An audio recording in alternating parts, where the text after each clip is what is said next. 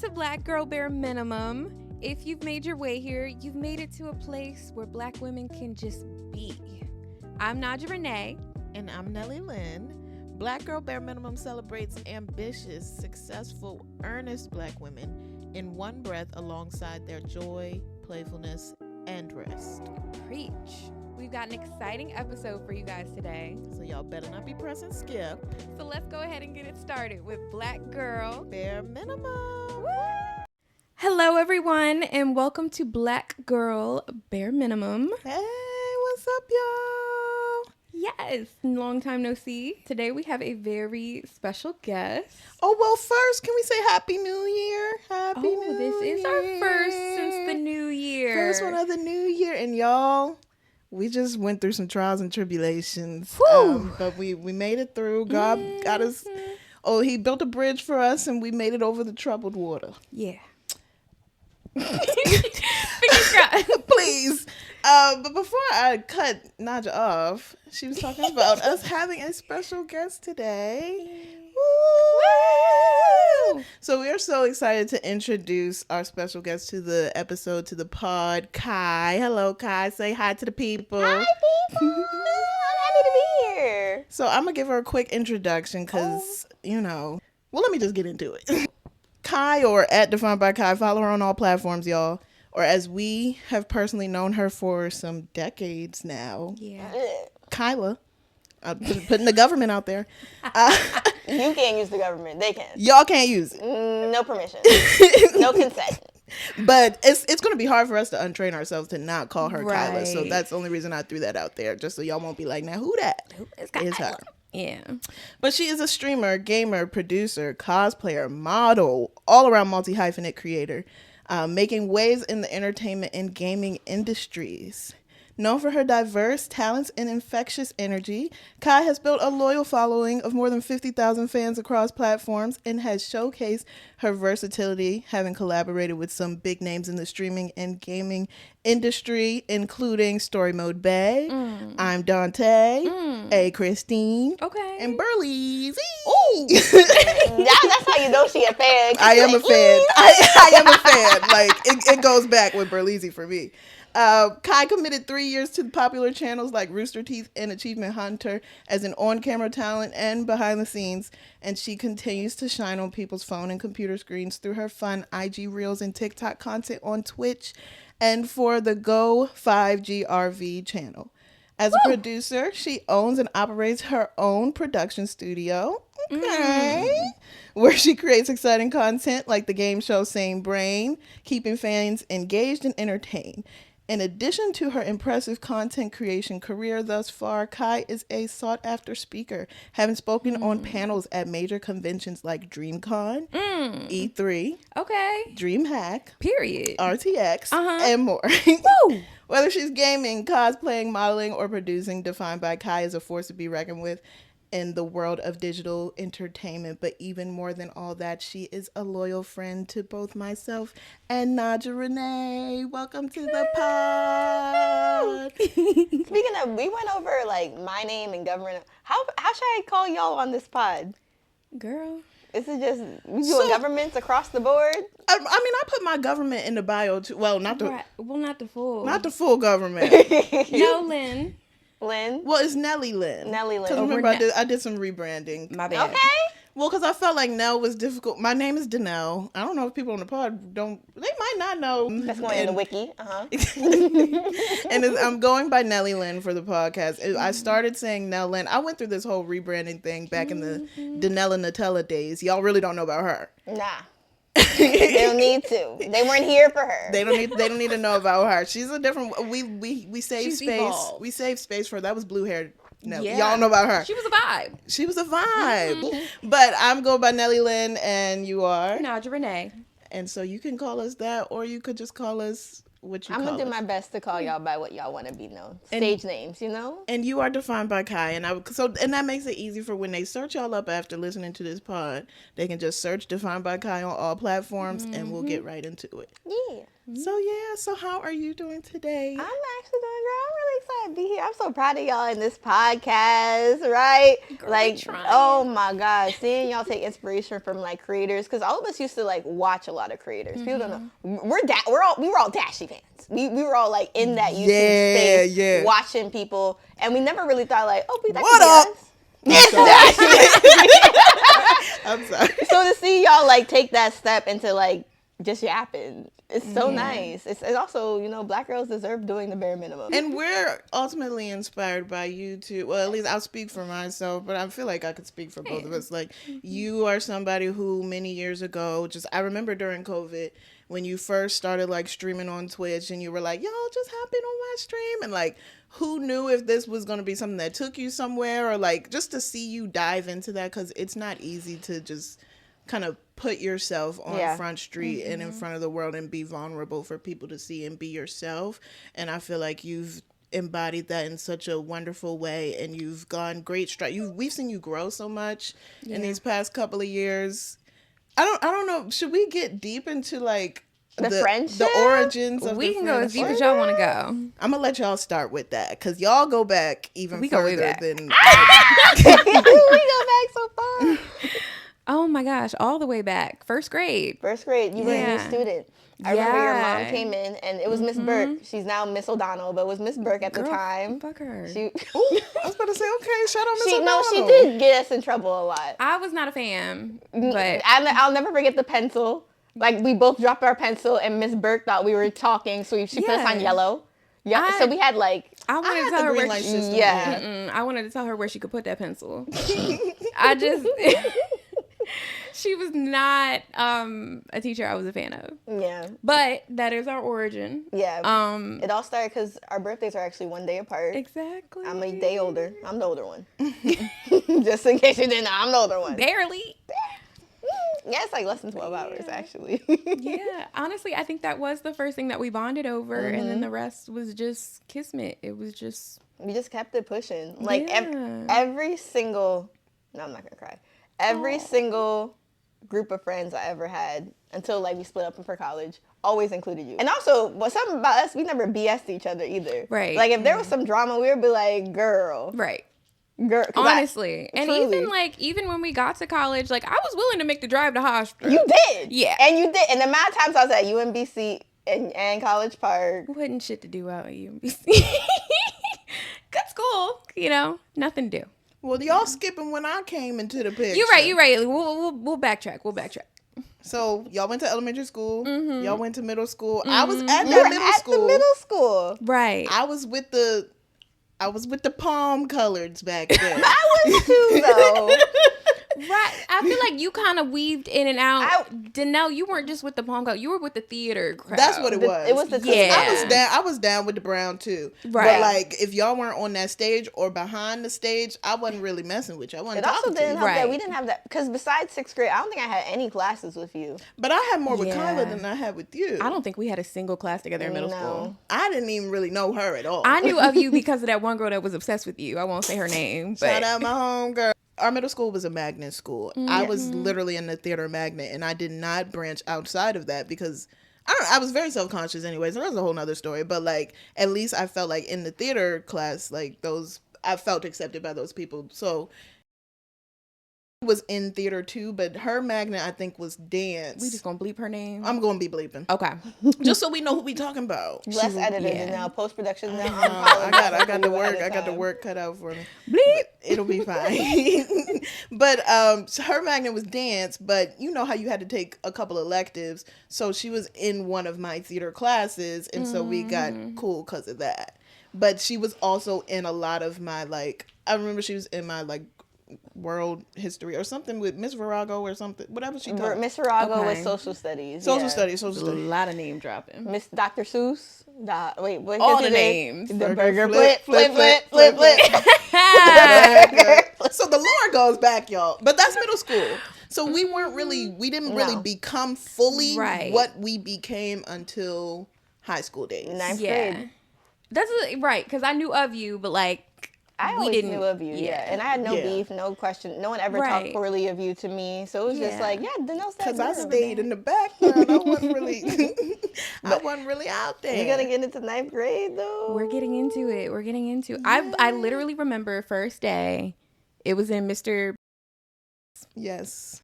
Class. See, and I'm trying not to use full names. Shout out, Mr. He might get in. No, leave that man alone. We're grown now. Leave that man alone. But I remember, I know what you're gonna say, because we probably had the first period together too, but we didn't really talk. This is the first day of school. You were in my first period, I think. She was in my first period. Then I lied. You were not in my first period. That might have been B-Day. A1, I think, was me and Najah. I had Mr. Payne A1. We definitely. No, I had Mr. Payne. I don't think we were. I know what I'm going. And you were getting all the lore. No, because I'm getting throwbacks to all the shenanigans you and I did in Mr. Payne's class. They definitely were in that class. She definitely. Because it was like, whoa. Anyway, we had A2.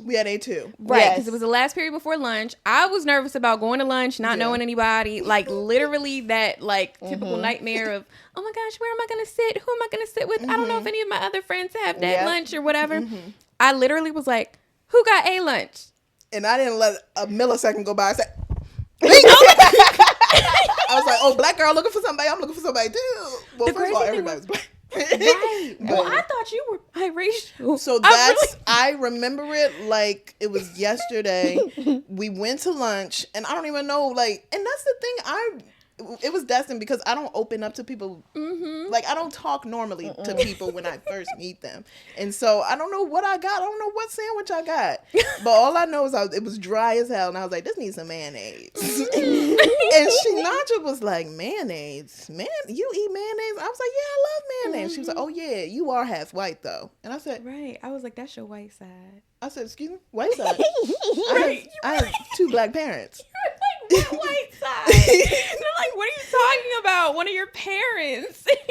And I just remember from, like, we just laughed about it. Like, I ain't taking no time. It was just like, from that point, we was locked in. But you definitely were in my A1 class, now that I think back. That was no, that was when I was like the Suenya Booby Shoba. I forgot I don't know about this that. more. And I could not stop laughing. I would be dying for minutes on end. That's when we did robotics club all together too. I do remember that. Us in robotics club. I did not care club. about robotics. No one did, bro. I did. Oh, okay. I had y'all in robotics club. Thank you. That was my magnet. Oh, you did that. Oh yeah, because you were IT. Right. It was Mr. Miss. No. IT. I was in robotics club with a woman. Mr. Foster. Robotics club was a woman, wasn't it? No. Girl, all I know is y'all said y'all staying after school, and I knew that. In high school? And then we would always take walks to get pizza. Yes, and that's when she would do the Asavenia. Because we would walk down to the Lidos. It wasn't robot. That was Mr. Foster. That was a woman. What woman? The woman that ran the tech electoral. The tech class. What's her name? I don't remember, but I remember it was a white woman.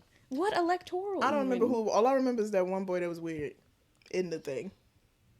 I think y'all was in a different club.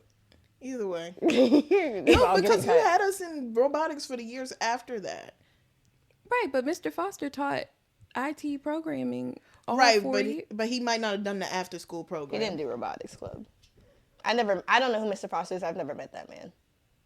Dr. Redsoff. Yeah.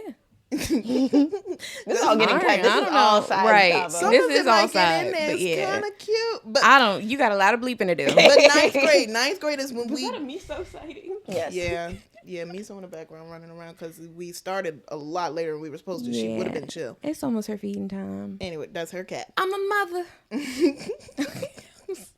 Anyway, ninth grade. That is when our core. There are other people who are a part of the core. We don't got to do that. There were other people that were a part of the core in ninth grade, but like I feel like it fully got like solidified at your cookout at your house. Like I feel like, because I felt close to you. I didn't really talk to. I don't think I talked to Danielle. I was kind of irked at Tala, even though she was in my magnet. Like, so it's like I just felt like that solidified us as like our core high school Give group. or take one or two, yes. There were a few. Yeah, but But I just felt like that was the first moment where I really like felt like we all bonded and were like gathered outside of school and like yeah. I agree. And that's where it was. And the bond stood the test of times and it stood the tribulations because she didn't even graduate with us. But if you ask anyone from their class, tell me why I got invited to their high school reunion. And you better come. Why? Because you know all I'm saying of them. Come. I don't even know if I'm gonna be there. Stop. No, because you said you were. Well, we haven't heard any more info about it. I think that You may see me. You may not.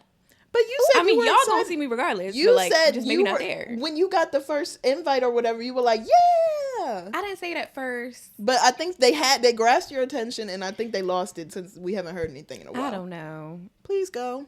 We'll see. If Kyla go, will you go? Yeah. I'll go to Sun on Hose easy. So yeah. Damn. I mean, everybody thinks that you went there. They do. It's weird. I mean, you did. I mean, it's just so funny because like you all say the core and like people still know y'all by your core, but I was always attached to y'all. She went to our prom. You in the core. I went to y'all junior prom. I didn't go to y'all senior prom. Oh, that's a blur anyway. Yeah. Which one did you win prom queen? Junior. I didn't run senior, and I should have. I would have won junior. You had to run? Yeah. See, that's how I knew I wasn't popular. Nobody even told me the qualifications for running. My thing is, I wanted my boyfriend at the time to win as well. He ran because I asked him to run, but it think it went to the deserving parties. I agree. That's not even shade. That's like yeah. Because I remember who won y'all junior prom king, and he was cool people. He's a great guy. Cool. Yeah, and he was friends with like everybody. He talked to everybody. It made sense. Just at the time, I thought it'd be cute. Like, it would have been cute to be like, oh, look at me and my boo. I know, because you and what's his name was just like, y'all picture was all fake. It was awkward. But also, he wasn't that kind of guy, and that's okay. Right, which was cool. Yeah. It was cool, Right. But yeah, the lore, and as you get to know us on the pod more, and I'm pretty sure that, because Defined by Kai, I'm trying so hard not to call you. Just call me Kai. Kai, it's still hard. Kai was there with us for the inception, and she has been there as we've had questions because she does this streaming thing, she does this video thing, she knows more about this, so it's like she has been a loyal friend to the pod so far, and she will continue to be a loyal friend of the pod, so you'll keep hearing more. There's, as you can tell, there is a lot of lore. Yeah. And I'm proud of the progress that we've done so far, and it's like, I was talking to my mom. She was like, what happened to the mission of bare minimum? Because y'all doing a lot. And I was like, yeah, I don't know. It's the way I describe like when I do my company, right? We're doing a lot of legal things right now because we're still on the up and up. We're trying to make an LLC. Yeah. We're like making employment agreements, doing all these things. And it costs laws, legal, lawyers. Right. Costs money. She told me how much she was an hour. I said, grow respect, because of course we have a black woman lawyer. Gotcha. So I'm like, don't cut your prices for me, but also, anyway. And it's just one of those things where it's just like, it's not about doing the bare minimum forever. It's about setting yourself up so you can do the bare minimum later on. The same way people build that trust, same way people handle their finances, so you can retire. You just have to think about it like that. It's just like, I'm doing the work now to relax later. Because once you have all that processes set up, it's just easy running. It's just a general workflow. Yeah, I love that. And it's still the mission and it's still the philosophy. And I still feel like if it ever gets to the point where Najah and I feel like we're horsing ourselves to the bone and we don't have time for just the other things that matter in our life, you will see a time skip like you saw before. How many time skips y'all out there? As many as there's gonna be. Exactly. But just to switch gears and transition, one of the reasons why we brought this expert here today is because it is Valentine's Day season. A cute time of the year, I guess. Well, I've always had like parents who like will get me some Ghirardellis and stuff, so I got that cute to look forward to. I have a conspiracy theorist mama who's like, it's just a ploy so they can make more money off of us. Well, everything is. Yeah. I'm like, Mom, that's capitalism. Yeah, that's just what it's going to be. Yeah. But we've talked about our friendship relationship. So, like, let's just talk about the romantic side of relationships a little bit. And she's making a face. And I'm the one that's in a relationship. Don't come to me. So, yeah. So, we can start with... someone who's had success in this area of their life. I don't know if you caught the ring on the left finger. Yeah. So we thought it would be interesting if Kyla and myself, especially as two single people, we are experts now in this single game. So like we are qualified to chat about this, I feel like. At least I am. I've been single for anyway. But we'll start with the person who's in a relationship, and I think it'll be interesting to hear her perspective paired up against our perspective, and just like, you know, share that perspective with y'all. So I guess I'm taking like a little bit of a mediator role today. But Najah, we got a couple questions for you first. Okay. Well, first, if you just want to give your like overarching story of where you are, what your relationship status is, and how that's going before we just start diving into it. Okay. I am engaged. It's so weird. It's so good. Yeah, planning a wedding. 2025 bride. Period. My fiance and I were together for 5 years. Since 2019, I think. We were together for 5 years before, you know, we got engaged. I was saying we were doing a long engagement, but after talking to some people, I don't know if it's long or standard at this point. It's pretty standard, I think. Yeah. But we are getting excited. I don't want to say our date on here, but nah, keep that. We got a couple months, you know, but 2025, you know. Yeah, he's my person. We are in sync in all the areas where it matters. You know, in the areas where we're not, I love him anyway. I love that. So it's like, I loved him anyway. He's the problem. But we're, you know, it's fine. But yeah, there's, you know. You said he's your person. How did you, like, even get the assurance of that? So I feel like I've dated some people that were not my person. I feel like sometimes you kind of have to go through a few, what's the saying? You go through a feew frogs. You kiss a couple frogs before you find your prince, whatever, you know? Your frog was the scum. Right. Well, we taking that out too. Why? No, leave it in. We're out here slandering people. No, because nobody knows how many frogs you've had. It could be about any frog. If somebody... frog should know who I'm talking about. I just feel there was one that was a lot worse than the rest, so I don't think it would take long to... Whatever. I mean, that's on him if he want to feel some... First of all, he probably blocked by all of us. So, like, he not even going to see us no way. We all know who we talking about. Anyway, I think every single time I, like, jumped into what I thought would be long-term relationships, I thought I was with my person, you know? I felt like I was intentional dating. I thought I knew their intentions, you know, whatever. But then I think when you get with someone and you realize, wait, all these other things that I was asking for that felt like, you know, maybe I am asking too much, or maybe this is really difficult. I still want this, but I feel bad for asking them to do all this. And then you get someone and they just do it without you having to ask.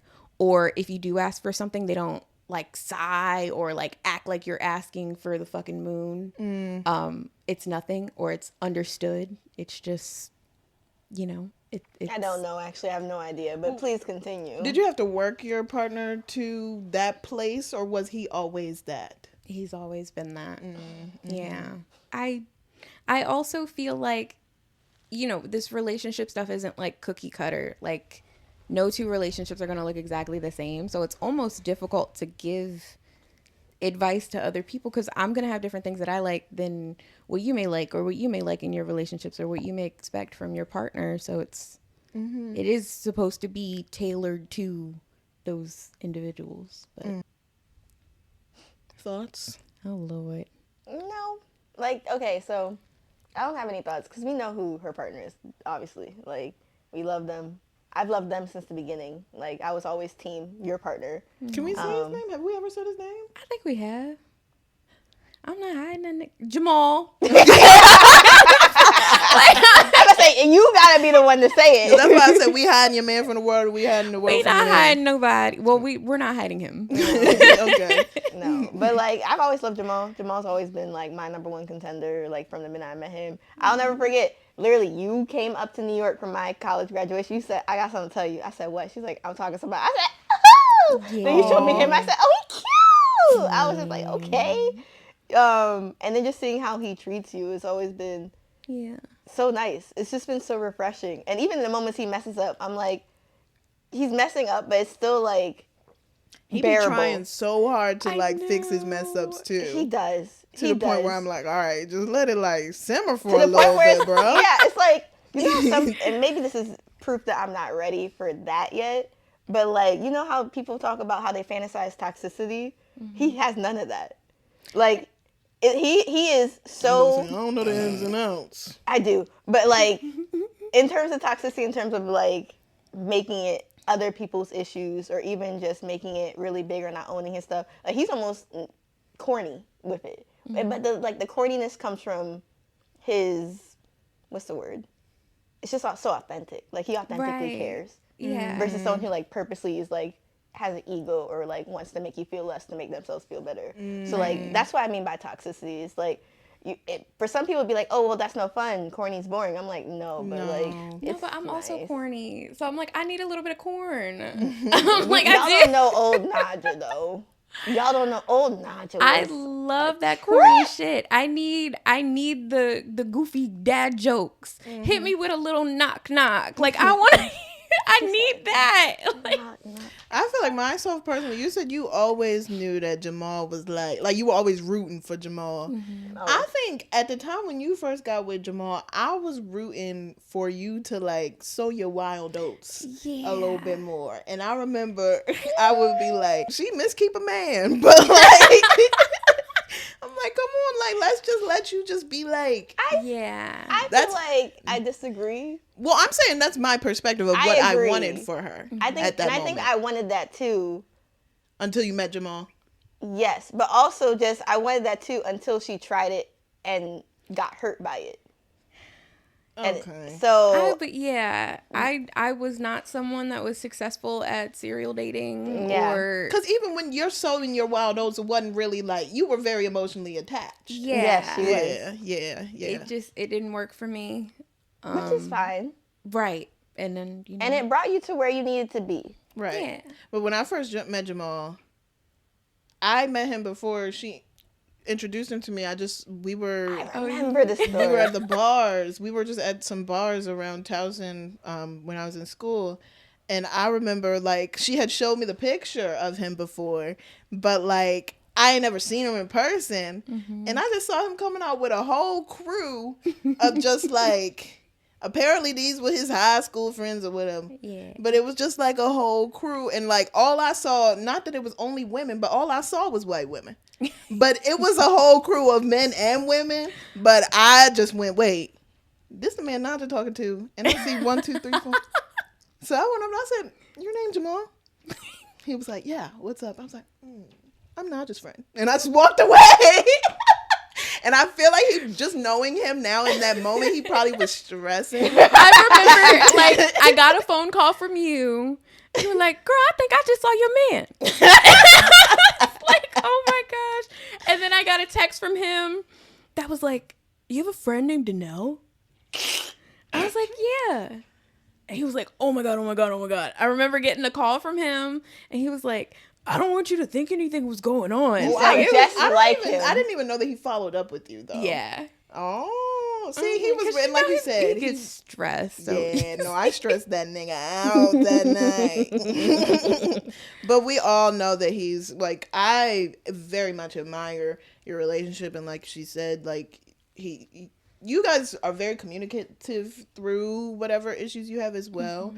Mm-hmm. And so it's like, I think that that's a key thing that, like, not everybody wants to put themselves in those places of uncomfortability and have those types of conversations, and then you're like just pushing things under the rug, but then there's like one of these days the rug got lift up. Mm-hmm. And if you kept pushing shit under there and it lift up and all that shit come rearing its ugly head, that's not it. So like y'all will talk about stuff when it needs to be talked about. And it's very admirable to see like a good example of a young, healthy relationship. Aww. Y'all are very beautiful. I'm excited for the wedding. Yay. Thank you. I'm not gonna cry. Fan it up. And then we come over here to us. We can stay over there. Oh. Well, I mean, is there anything else you want to put in before we switch gears to the single? I just wanted to be known that Najah found her man in 2019. We're in the year 2025, and it's hard in these streets. And the streets are not the same as they used to be. They're worse. I mean, there's definitely piss in the dating pool. It's awful. Well, okay. Kylo, what would you say is... No, we're keeping it's softball questions. We start with the softball before we get into the meat. Slow pitch. Listen, I'm an open book. You can ask me whatever you want. What is your type? So funny enough, my type used to be, and I hate this, but was short kings. What? But like, did we know this? You can go ahead and leave. Think about it, huh? Yeah. Short kings. So this is the description of a short king. And I didn't know it was my type until I just realized these are the people that would make me feel comfortable enough to want to take the step on them. Say it. You gonna bleep it anyway. Is one of them. Yeah. Was he short? He was. He was taller than me, but he was short. He was taller than you? Yeah. Oh. I mean, short is... but you're short anyway, though. So, like, my definition of Not short that king, much I've actually taller. said this. We all short. Yeah. I'm not short. You're pretty short. You're pretty short. How tall are you?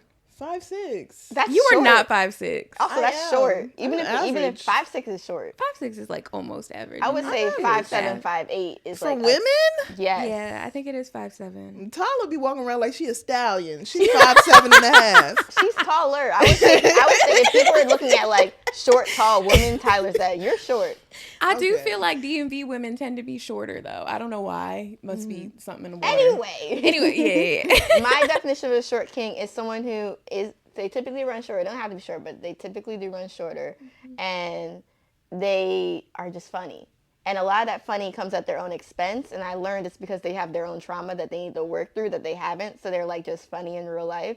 But for some reason, I like the short king because they always made me laugh. And like they made me feel comfortable. And there was no pressure to date. Trauma from being short is what you're saying? No. Oh, no, okay. No. Like trauma. Oh, okay. Like they've been through some things in life. Ladies and gentlemen, we've had another time skip. Literally, you can see how like dark it is outside. As you can see. Dark. I might have barbecue sauce around my lips. I'm not sure. Oof. Girl, yo, we're delirious now. Yeah. I got a blanket. I got cold. Blanket. We ate some food. Mm-hmm. You know. This is life. Life be life. Life be life. Check out episode 3. Life be lifing. Period. Continued. So our girl, DefinedByKy, was talking about how she was into short kings. Short king. Yeah, let's pick up. Yeah, and I was saying that, like, so if anyone doesn't know what a short king is someone who is shorter in stature. Not necessarily shorter than me, but, like, shorter in stature than, like, most men. And they're funny. But what people typically don't realize is that the funny stems from them kind of, like, making good on all of their traumas. So they're funny to kind of compensate for the trauma that they've experienced in life. But I don't be, excuse me, I don't be knowing that they're trauma. I just be knowing they're funny. And then it makes me comfortable. So I just. So it's only funny short kings. Yeah. But I feel like that's what you most like a short Kevin kings are, Hart type. unfortunately. Ooh. But here's the thing, right? Because you guys say, what's your type? And the thing is, like, that's the easy answer. That's my type. Because that's what I've fallen for. But, like, that's not what I want. But, you know, God gives a lot of short kings, like, a nice face card to compensate for the fact that they don't have that height. That's my theory. Yeah, but, like, if I could have, if you said my type in terms of what I wish was easy for me, like, I wish made me comfortable, I wish he was as tall. Someone I could climb, you know, I would like a little climbature. And then, like, someone who has a nice smile. I love a good voice. Someone older than me. It just seems like typically the guys that make me comfortable enough to date them are short kings that are typically maybe a year or so younger than me. And I hate it, but it's true. So just to clarify, the trauma is unrelated to their height.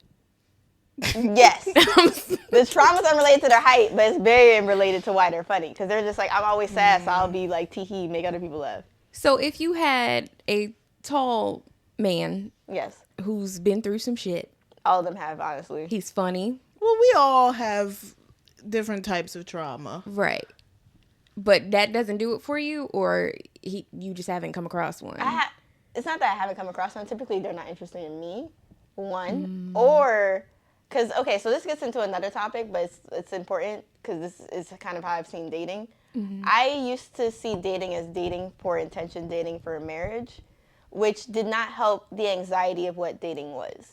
So dating for me, whereas other people can see like, oh, it's fun. If you miss bad, I got a free meal out of it. No. I could be at home playing video games. I could be on the phone with my friends. People going out for an hour to 2 hours with a man I don't know or barely know to not know if I'm going to have a good time and to make small talk does not excite me. Dating is a chore. Dating is not fun. So when I am put in that situation of like, okay, well, who am I willing to be in that situation with? Typically, funny short kings just make it more comfortable for me. Have you tried to shift your perspective on dating so that it could be like maybe more of a positive experience, or is that anxiety just there? I think and we'll probably talk about this later, but I think my perspective on dating now, especially within like the last year or two, has changed completely. Like, it's very different now. Let's talk about it now then. What is your perspective on dating right now? Like, what are your goals when you head out for a date? I don't get asked out on dates a lot, like ever, like never. Okay, so let's backtrack. Yeah. What is your dating medium? Like, how, it was one of the questions, like, what avenues are you taking to be proactive in dating? There's two ways I kind of go about it. One is the dating apps.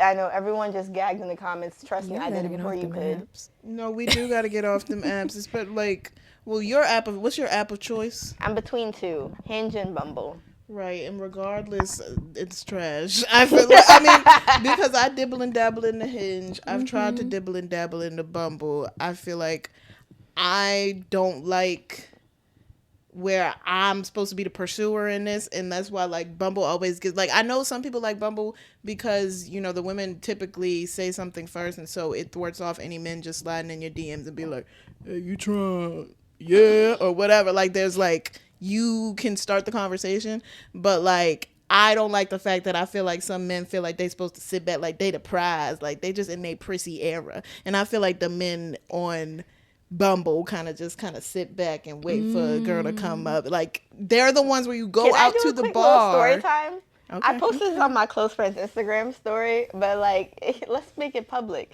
So anytime I have a dating app fail, and I think it's funny, I posted on my close friends. And so I had a Bumble experience that was very much so what you're talking about, where, so the way Bumble works is that if you match, the girl has 24 hours to respond, and then after you respond, the guy has 24 hours to respond. Sometimes if the girl doesn't respond, the guy can kind of reply to their prompt, because everyone has like a question prompt. I feel like that that's they have new. Yeah, but that's new. That's new. Yeah. So I and a guy matched, and then maybe I wait. But the thing is, typically when I scroll, it's scrolling at night, because like, you know, those are lonely hours. But even if I match with someone at night, I'm not going to say anything to them at night. So I'll wait till the morning. So let's just say that I matched with a guy at night, waited till the morning to say something, and then I woke up, and the first thing this man says is like, you going to speak? I said, excuse me? And then he said, it's a joke. I said, where's the punchline? He said, never mind, you're not funny. See, and you be responding back. Like, these men are in their feminine energy. Some of these men are in their feminine energy. And, like, I just don't be responding back. See, I respond back just because it's like, I want to understand the stupid. Even if it's not to understand it, because I'm going to still call idiot, an idiot. But in that moment, I was just like, okay, thank you.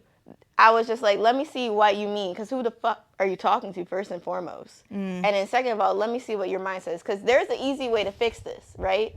But what I've noticed what a lot of men do nowadays, and if it don't apply, let it fly. But if it do apply and you get hurt, then you're the problem. What I do notice is that with a lot of men, instead of taking accountability for bullshit that they say, or just, and it doesn't even have to be intentional, because like sometimes you don't think, you just speak. Mm-hmm. But a lot of men, what they'll do is they'll say, it was a joke. Why didn't you laugh? You have no sense of humor. No, it wasn't a joke. You said something that was rude and disrespectful. Own your shit. Mm-hmm. And so many men will be like, I was joking. Where was the punchline then? Mm-hmm. Tell me where the setup was. Mm-hmm. Where was the joke? Because I didn't see it. And then they'll blame me because I don't have a sense of humor. I'm like, no, you were a piece of shit and I called you out on it.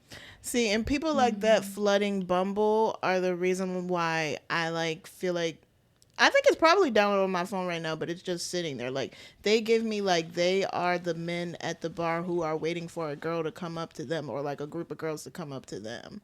And I feel like that ain't it. They, for some reason, they just feel like they just hot shit. But they don't really have nothing that it seems to offer. Like, I mean, I feel like Bumble and Hinge are both better than Tinder if you're actually trying to get to know somebody. I agree. But I'm not gonna lie, they be finer on Tinder. But, like, that's because they just be wanting one thing. And so that's the issue there. They're, like, more just trash on Tinder. So, I don't know. And Bumble also is very much like... Say it. You might as well. It's black girl bare minimum. It's black girl bare minimum. It's black girl bare minimum. And you're not finding a lot of black counterparts on... No, you're not. And what they say? I always wanted to bread that. That's how I feel. And so I can't be on Bumble. I'm sick because you always said like that when it didn't just come out. I can't be on Bumble because I'm like, I am trying to find my black king. If I find some other POC king or a white king, who knows? But yeah, I mean, you get what I'm saying. I just feel like it's just not fully my type. Which is fine. Even though I did have my white boy era. Did you? I thought I did. Well, that was from after that one time with the person you used to work with. Oh. And then, like, for the rest of that year, I was like, maybe I need a white man. But then I moved away from that. I just feel like sometimes you have to switch up maybe your location or... But then it's like, okay, do I want long distance? Do they want long distance? I've also had that thing where somebody be like, oh, where do you live? And I'll be like, oh, I live in Baltimore. And they're in D.C. and they talking about, like, that's far. Even if it's someone that's, like, from another place. Like, so that specific individual was from the West Coast. I feel like it's, like, a different vibe. I hate West Coast niggas. So that's why. You're saying that's why that... Well, this was a West Coast wigger. But you're saying that that's why maybe we hit it off? Yeah. It's just different. Mm-hmm. I also don't think... I'm sure there's somebody out there that found the love of their life on an app. Multiple people. Cool. So many people. Mm-hmm. I don't know about so many, but I think it's rare. I don't know that that's the best place to be looking for love. Right. But... And I feel like I derailed the conversation a bit because I did ask, like, what are the different avenues that you're looking to date? So, like... Online is just one of the examples of the way that you can take. I do want to combat what Najah just said about that's not the best way to date. Because if you look at statistics... I said to find love. Dating is one you can date. Okay, well then also to find love. If you look at statistics in terms of how people of new generations are finding their loved ones nowadays, most people are finding them online. And that doesn't even necessarily imply dating apps, but like the amount of people, and maybe it's just because of the space I'm in, the amount of people that I know that have met their partners through Twitter and Discord is astronomical. Ooh, that's not a dating app, in the Discord. Is that what you're telling me? I need to get up in the Discord. It's also intention though, because you have to think about how the conversation would go in those spaces, right? You're likely in a Discord server, chat, whatever, where you're talking about your similar interests. You're like-minded people. Right. So you bond over that, and then if that progresses into something romantic, then it's just more organic than an app that you're on during lonely hours.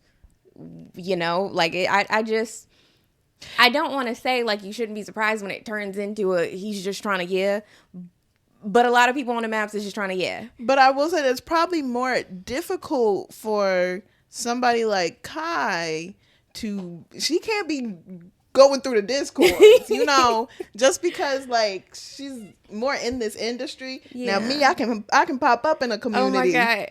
It doesn't just have to be Discord, like you were saying, Twitter, wherever. I'm just saying, I wasn't excluding all online dating. I'm just dating apps specifically attract a certain crowd. That's it. certain ones, because I think the ones that like we aren't talking about here that are like the what is it? The Christian Mingle? No. eHarmony? There's like eHarmony, there's Match, and let's not even get into the paywalls. But like there's like eHarmony, there's Match, there's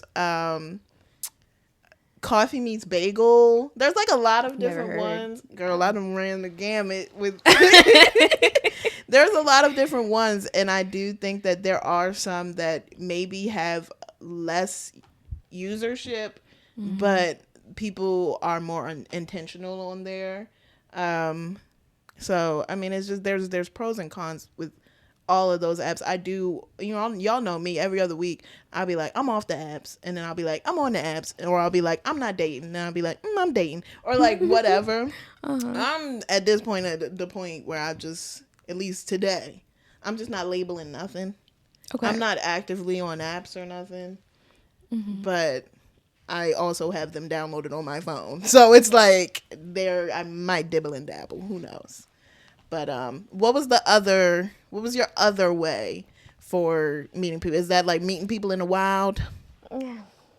Yeah. In the wild. And how does that I know for me it's worse than the apps. High key. Oh wait. Okay, so what is the wild? So what I wish the wild was me having hobbies and then meeting people at hobbies. Like if I did Pilates class, or if I went to art classes or cooking classes. Because I genuinely do believe that the easiest way to find someone that you like is through doing things you like. And that's why the Discord sounds like it would work, because people are there with the same interests. You know, my people like in 2024 that were just like, I met someone at Run Club. First of all, I'm not running, so good for them. Good for them. Couldn't, but like them run clubs. That I've heard a lot about them run clubs. Some people are going there just looking for their and bonding over something healthy is so like I don't know. I feel like people they starting to start pissing in the run club water too. Whoa. No, I just feel like whenever it gets oversaturated, because when the dating apps first started up way back in the day, it probably wasn't as crazy. When Hinge was first popping, I loved Hinge. Yeah. I did love Hinge when it was first popping. There were more positive stories, and then it got oversaturated. I feel like the same thing with Run Club, because like first is like, and I cannot speak this from experience. I am not in run clubs. We're not runners. We're not I might join a walk club, but typically those be like girl saturated. But anyway, I'm just saying from like stories that I've heard, like people might go to run club like when they first were like popping off, and it was an organic thing. Like, oh, you run too? Oh, he kind of look kind of good. But now it's like people going there scoping they nigga out 100%. At a run club, and I feel like that starts whenever these places get oversaturated. That's how it happens. But I'm sorry, I cut you off again. I'm a yapper. I keep cutting. Continue. I genuinely do believe that, do the things you like. You'll meet people that likes the same things. I'm not in a place right now where I can do the hobbies I want to on a consistent basis. So what I do right now is I try to leave my house once a week. And that typically means bar scenes, which is also not a great place to meet people. But it's fun. One thing I'll say about bar scenes, it's just fun talking to strangers and like having no consequences at all. Like, it's fun flirting. I be feeling like there's consequences for me. I don't know. Maybe I'll just get in my head a little bit. I can't release my inhibitions and feel the rain on my skin. Like, my inhibitions, I'm wall up. I'm, like, trying to move past that. But I do think I also have a defense mechanism of humor and being one of the guys. Yes, we talked about this. Yeah, so like when I am in spaces, like I won't even realize that somebody's flirting with me after y'all be like, why did you do that? Because like I remember I was somewhere, and at the end of it, like we were doing line dances or something, and at the end of it or whatever, like there was this dude that came over. I was like, oh, he lit. So I was like, yeah, what up, bro? Yeah, I'll see you next time. And then they were like, yo, he's fine, and he was flirting with you. And I was like, I don't know if he was flirting. But I think I get in my head, instead of just being proactive and be like, okay, I don't know if he's flirting with me or not, but I'm going to flirt. I'm like, let me just I'm going to be the homie. And that's one of my issues personally. But I feel like I grew up, like I have two brothers, and when I grew up whenever I was around boys, I was like one of the niggas. 100%. I feel similar. Yeah. So, like, how to break out of that mold is... Yeah. I remember when we were in high school, I would be so proud of myself if I had male friends. Like, when I went in for, the popular guys, looking back now, idiots. But... Redacted. Yeah. How much y'all want me to redact? I don't know. I thought they was cool. They're cool. No, they're cool. But, like, looking back now, like, we She's put not them talking on... about all of them. No, but I'm saying, like, there were men that we put on this pedestal in 9th grade just because of how many people knew of them.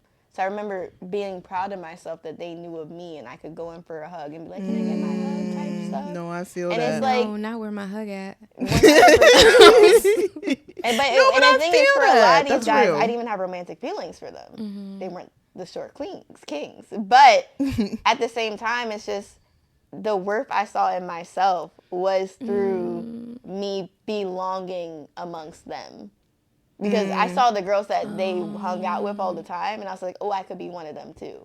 So, like, that was a lot of 9th grade for me. And that did still follow me in high school and in college, and even now it's just like, y'all know, I don't let men get away with much anymore. Like, we've grown. But at the same time, it's just, how much longer am I okay with accepting nothing when I can have fun accepting something? That doesn't necessarily mean that I'm lowering my standards and accepting nothing or even accepting less. It's more like, learn where people belong, put them there, and have fun with that little spectacle of it. That's kind of how I've been going about dating right now. Like, because you know about my last situation, where it was very much so I went out with him once and was like, this is not him. I know, and I was like, girl, get out! She said get out, but I feel like I got a few months of just fun. And I lost nothing from it. Because when I wanted something, I got something. And then when I didn't, I just stopped messaging him again. And it literally, I didn't lose anything. I had more fun than I've had in the last few years, because we're being for real. It was a little dry. But it's just me, again, learning, like, what am I willing to accept from people, and who am I willing to accept that from? Yeah. So I feel like you raised a good point, and one of the things that I think of is that it feels like I never had male attention for real, even when I didn't know my worth. But I feel like for me, the timeline went where, like, I didn't really have a lot of a good amount of self-esteem, and that was inwardly and outwardly. So I presented myself as, like, a less than confident person too. So it's like wasn't really attractive.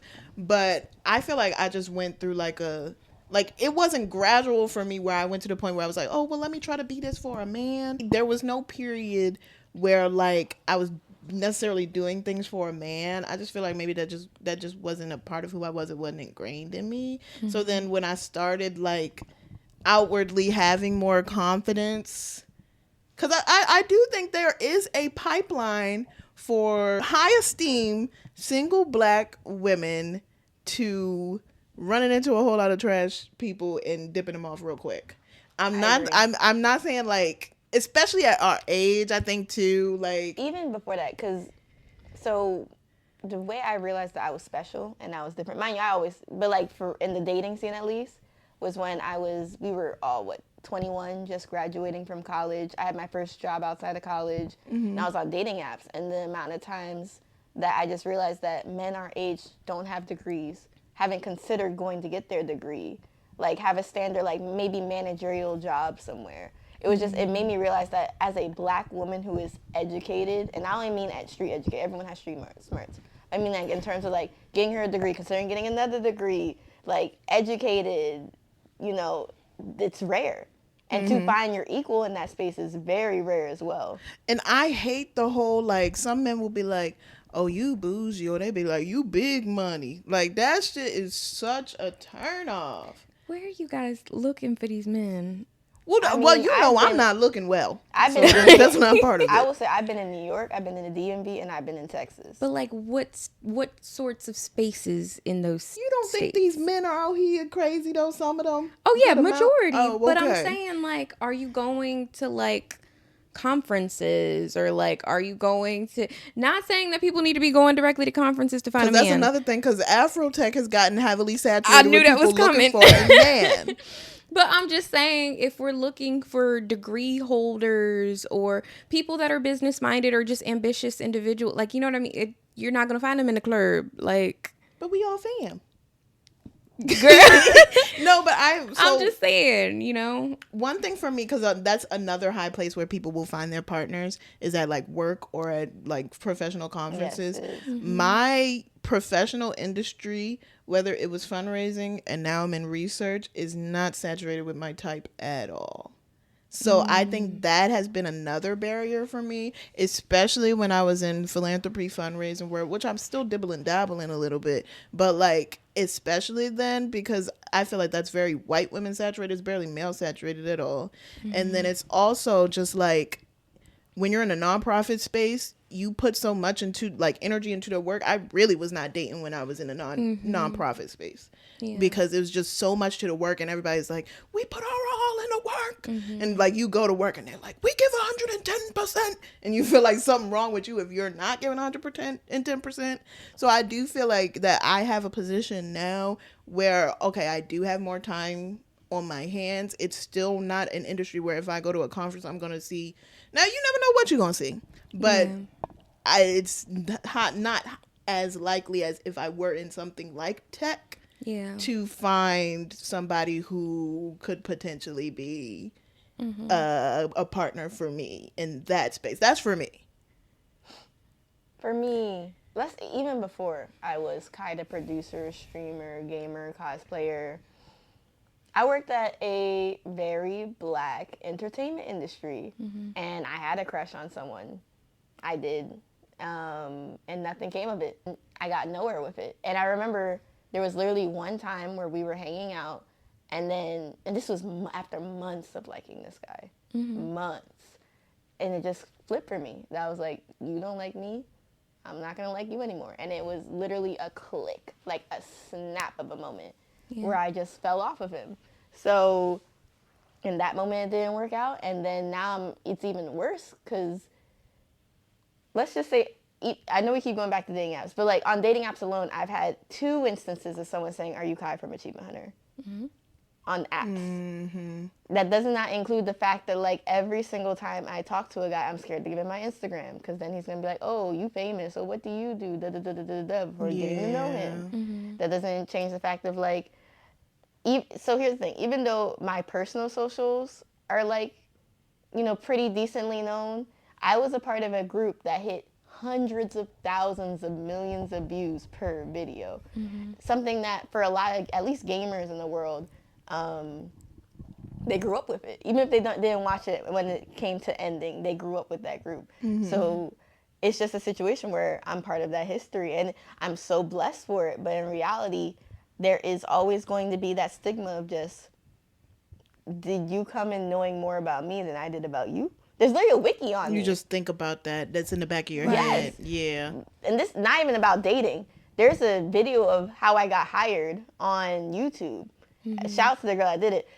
I watched it. Most of the things on there I've said on like podcasts and everything. But it's just somebody that made it. It wasn't like an interview. No, not an interview. She just made it. She just listened to a bunch of podcasts, got a bunch of information from me. But all this information is like where I went to school, where I graduated, how I started streaming, why I started streaming. Like, and a lot of the pictures are like pictures of like from my. So there's some pictures on there from like my master's program. I'm like, how'd you get that? No idea. It's just dating in the industry, let alone, and say it's someone that's a mutual, right? Someone I met in this industry, we're both doing the same thing. So at least you get where I come from. We break up, it's a scandal. Like, it's a whole thing. Like, it's dating and so there's other things that real. you have to think that run through your head. So much so. Yeah. And I also, like, I mean, this is kind of an aside, but, like, something that I meant to say, like, I also think that, like, and I was talking to my loctician about it. This is where it came from. It came from her. But she was saying, like, a lot of the women, especially black women who are on dating apps, are on there because they don't necessarily have a lot of free time in their schedule, or they don't like to just be out at places all the time or find someone or go on dates all the time. So it's more convenient. And then a lot of the men who are on there because it's convenient, not necessarily because they don't have a lot of time for other stuff, but it's easier for them. Yeah. So there's like a dissonance, there's a imbalance on there. And a lot of people will meet people in proximity spaces. So like you met your I definitely have a fiance. proximity kink, 100%. A lot of people do. But there's a proximity, and I don't even know if it was like, I mean, I guess it could be a kink, but I feel like sometimes, even if on a dating app and I see something that says like Towson, I'm like, oh, I might know them, or they might know people I know. Like it's just a familiarity that feels close. So like, I mean, I know my parents met in college. You met your fiance in college, like different places where you're going to see people often. So when you're trying to get out in the world and date, that's why work is sometimes natural for people, because it's close in proximity. But it seems like the nature of our industries have made it difficult for us as well. Something I've just noticed as a Black woman going out and dating is that when I'm out and about, first of all, it's hard enough to leave my house. I love my house. I am a homebody. My house is warm. I got my video games. It's nice. And I've said this to y'all multiple times. It's just like, if I leave the house, it is truly to just experience and find a man. Because unfortunately, I won't find him in my pajamas and my bonnet in my basement, because that's where I be. But something I even noticed, and it's getting worse as I get older, is that typically when I go out, I don't get approached. Like, I used to get approached in college, but that was going, like, to college parties, college dorms. It was very much so I was getting passed around like a bad habit, not sexually. I'm about to say passed around. Truly. No, but, I mean, that's what was happening, though, because I was, I was a sorority girl. I was young. I graduated when I was 21. So it was, like, anytime I went out, anytime I was hit on, it was very much so, like, older men preying on me. Like, it really was. Like, I have this vision of this Q that, like, licked my face without my... Anyway... Like, I have Come on, Omega Sci-Fi Fraternity Incorporated. But something else as I get older is that I realize is that I don't get hit on at all. And when I go out, or when I'm out and about with my friends, there's always someone else that gets hit on. I never get hit on as a Black woman. And typically the people that are getting hit on are my lighter skinned friends. And I'm not even talking about, because if I'm going back to like my New York friend group, it was one of my sorority sisters that was lighter skinned than me. In Austin, Texas, my close friend was lighter than me. And it was always them getting hit on. It was never me. So even when I do go out, if I'm not making the first move, I'm not getting any action at all. Men don't approach me anymore. So it's one of the situations where it's like, so what do I do? Maybe this will sound a little like law of attraction-y, a little woo-woo. I do think energy, like just what you're putting off in those spaces, can play a part. And I think sometimes when you really, really, really want something to happen, you're kind of giving that off, which can be a little bit like too much sometimes in those environments. Like, I'm like, maybe your lighter skinned friends are just like, I'm coolin'. If I get approached, I get approached. If I don't, whatever, And I do think it's a case-by-case basis, because we gotta be real, like, colorism is still a thing, and there are gonna be some people who are gonna go up to lighter-skinned women more so than they are to darker-skinned women. But I do think that does play a role in it too, like, because I personally feel like I got approached more when I started having this I don't give a type attitude. But still, like, it's not like I'm a closed in. It's like I'm still confident and outgoing. But, like, it does vary case by case and also place by place. Because I will say that one time when I went out with you, I enjoyed myself. It was after the Hamilton thing. I enjoyed myself, but, like, that's not a place where they not going to be coming up to us, But we went to two places, and we weren't approached at either. Well. And context, we went to a Hamilton sing-along, but afterwards we went to two bars. One bar was very, and the other bar was very, and I wasn't approached at either. For the audios, one is the black, one was the palm side of the hand, and the other was the backhand side. Forgot they are audio. One was white, one was black. Right. There we go. And similar experiences. Wasn't approached to either. And I don't want to say it's that I go to these things because at the end of the day, I went to hang out with my girls. Right? Again, like, I'm not going to these places planning to meet men.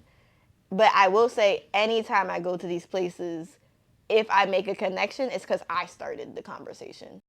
And just to because we have been yapping, to kind of wrap it in, I do think that one thing that's beautiful about, at least with us and just with Black women in general, is the sisterhood that's there to ground you and hold you throughout the trials or tribulations of whether you're in a relationship or whether you're single and something going on in your relationship, or you're just dealing with the struggles of being single.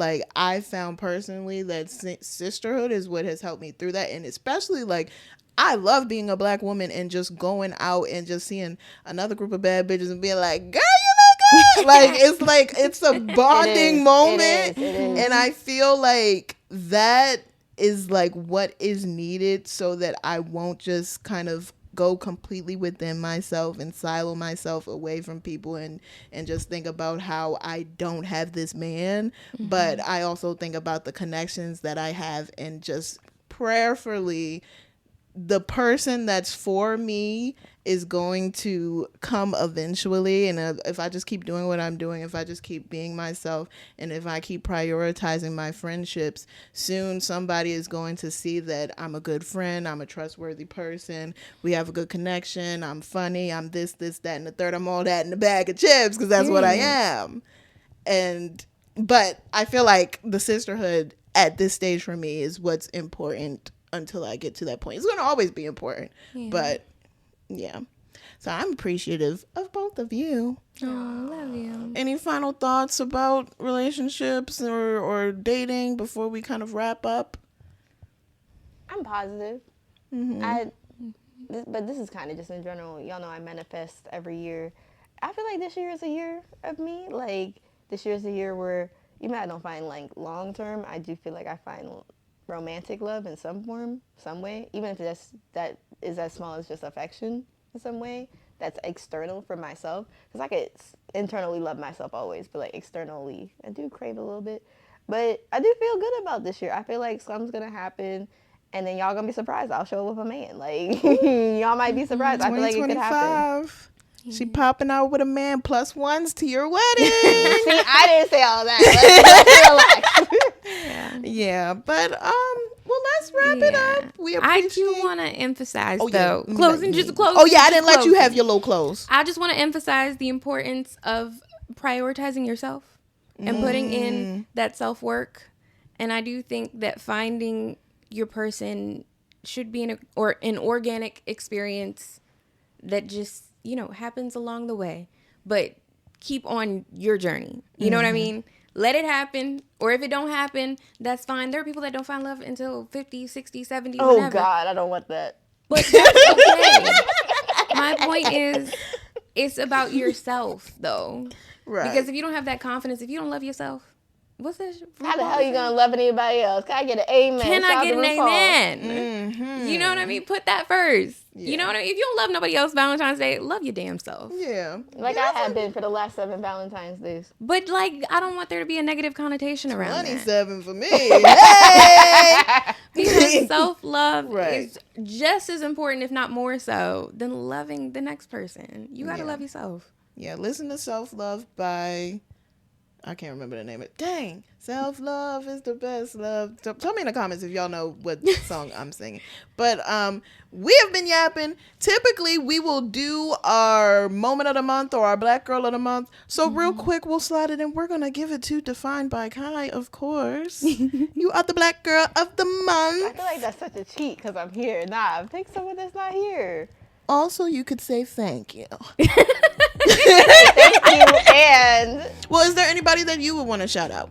But do y'all do people that you know always, or is it it's sometimes it's people we know, sometimes it's celebrities, or we'll do a moment of the month if it was a Black woman uplifting other Black women. Or I think Keke Palmer deserves some flowers this month. Oh, Cynthia Erivo. Cynthia Erivo. Because she just got nominated for her Oscar or whatever it was. Yeah, she did get nominated for Oscar. So I think Keke Palmer and Cynthia Erivo are kind of doing the damn thing. Yeah, they are. Keke been doing it. And I'm gonna throw in SZA and Issa Rae in there too, just because we did recently go see One of Them Days, and we are appreciative of all Black women's stories. Shout out Issa Rae for real. I want to be you. But yeah, no. But yeah, thank you so much for listening. Yeah. Follow at DefinedByKy everywhere. Mm-hmm. Follow BG Bare Minimum everywhere. Yeah. Leave a comment, leave a like, and we love y'all. Black Girl Bare Minimum. Woo, woo, woo, woo, woo, woo.